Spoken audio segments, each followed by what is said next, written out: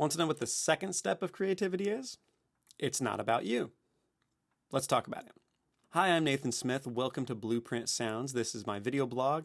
And if you haven't already, go ahead and go to my website, blueprintsounds.com, and sign up for my free newsletter. That way you'll know about new blog posts and new products as they become available. And I can tell you that one of our products is coming out next week. That will be December 18th, 2020. With that said, let's talk about creativity. In Luke 12, Jesus tells the parable of the bridegroom and his servants. So the bridegroom is going to a wedding banquet to get married. And he leaves the servants in charge of his estate, and their job is to wait up all hours of the night to be ready to open the door when he comes back from his wedding. Right? That's their job, is to wait and unlock the door. So let's go to Luke 12, 37 and 38. It will be good for those servants whose master finds them watching when he comes. I tell you the truth, he will dress himself to serve, will have them recline at the table, and will come and wait on them. It will be good for those servants whose master finds them ready, even if he comes in the second or third watch of the night. Then it goes on to say that the master will put the servants in charge of all of his possessions, which is incredible to think about. But he also tells the story of what would happen if he finds servants not waiting and watching for him.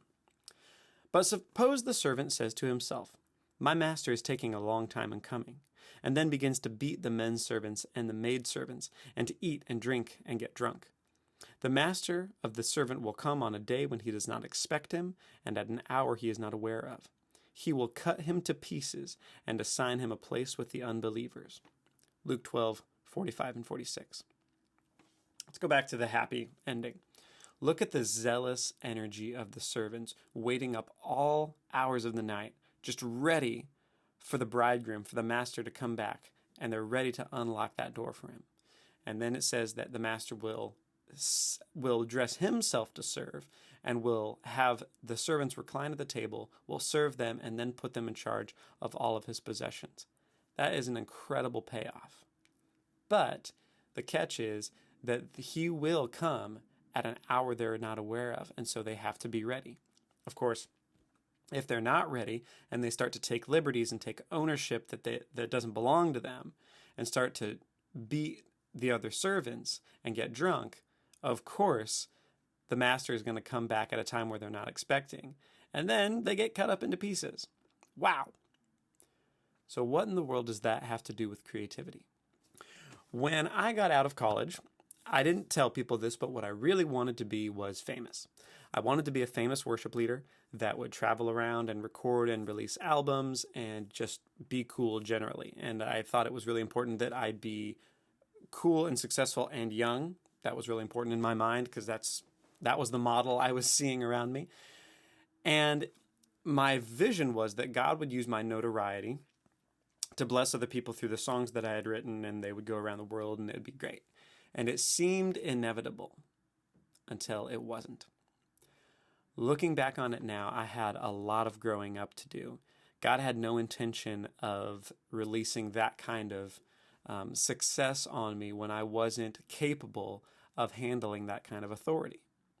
What he had to build instead in me was a heart of a steward, a heart of a servant that would use authority for him and not for myself. And so I learned three things. Here's the three things I learned.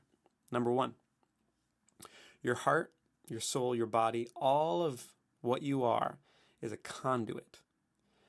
God wants to release good things to other people, to the land, to communities, to the whole world, and he wants to do it through you, which is so exciting to think about, that God wants to make you a pass-through for all the good things that he wants to put on the earth. But you are not the end point, right? It doesn't stop with you. All of the good things and the blessings that he gives you, they're meant to go through you to other people. That's how he designed it to work. That's what stewardship is it's a pass-through. It's not a rain barrel. My songs greatly improved when I stopped trying to write my songs. What I mean by that is at a certain point in my life, I was writing songs with a mixture. There was the spirit part of me was trying to hear from God, and that was blending with the soul part of me that was trying to hear from my ambitions and write my ambitions.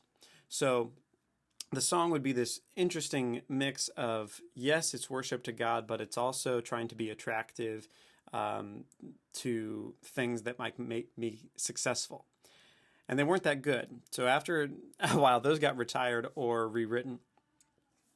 Instead, through years of some pain, of disappointment, of laying that down, I started to be able to hear the prayers of my congregation. I started listening to them. I started listening to my own prayers, and I started listening, okay, what is God saying to us? Can I write that? When I started to write what I was hearing from God and not from my own self, the songs got way better. Not just because I had practiced and I had gotten better at the mechanics of songwriting, but because my heart had become a conduit and not a destination. It wasn't about, oh, this song will make me look good. It was, this song will serve my community because this is what God wants to say. Novel, I know, but that's how stewardship and creativity go together. When it stops being about you and how your songs can make you succeed, or how your creative endeavor can give you whatever it is that you want, and how you can give instead to what God wants to do for others. Lesson number 2, you don't get to pick what you receive and when you receive it. And in fact, you wouldn't want to. So when I got out of college, I had a vision for my life that my life and my career would unfold in a certain way in a particular set of events, and I thought it was God's job to make that happen. Of course, he had no intention of going on my timeline or giving me things in the order that I wanted them. And now I'm glad he didn't. I have a beautiful wife and a wonderful daughter, and that in my head wasn't going to happen before X, Y, and Z. Oh, look, X, Y, and Z hasn't happened. But hey, who knew that now I don't even want those things? So don't be so tied up into your plan that you think, well, God's going to give me this and then this and then this. No. God gives in a perfect order if you're willing to allow him, if you keep your hands open rather than keeping it tight and keeping yourself set on your own agenda. All right, we've all heard that beautiful quote, if you want to make God laugh, tell him your plans. That's true. Number 3, if you want greater authority, get low and make his priorities your priorities. So after some time of some pain, I started to let go of that idea that authority for me would increase in the way that I thought it would. God took me through some things, and he built in me a knowledge of his goodness that was unshakable. I knew he was good. And then he put me in a position where I had some influence over some people that needed to know that. It wasn't the platform that I had thought he was going to give me, but by that point I had stopped trying. And I was at a point where I could be a steward. And I was starting to think about his priorities more than my priorities. So when the authority came, it didn't seem like such a big deal because I knew I wasn't going to be using it for myself. I was using it for what he wanted. If any of these rules sound backwards compared to the world system, that's because they are. Satan can only invert and pervert God's beautiful design. And that's the point. His kingdom is different than our kingdom. That if you want to lead, you have to be servant of all. Well, yeah, that's how he did it, and that's how he expects us to do it too. And even though it is at times painful, it is good and it is worth it. If you want your creativity to increase, try following these 3 rules. Everything you are is a conduit. It's a pass-through. It's not the destination. So maybe don't try writing your songs. Try writing God's songs. Number 2, you don't get to pick the order that you receive from the Lord, and you wouldn't want to. So what is God giving you next? What has God already given you? Start there. And number 3, if you want greater authority, get low and make his priorities your priorities, and you might find that your authority will increase.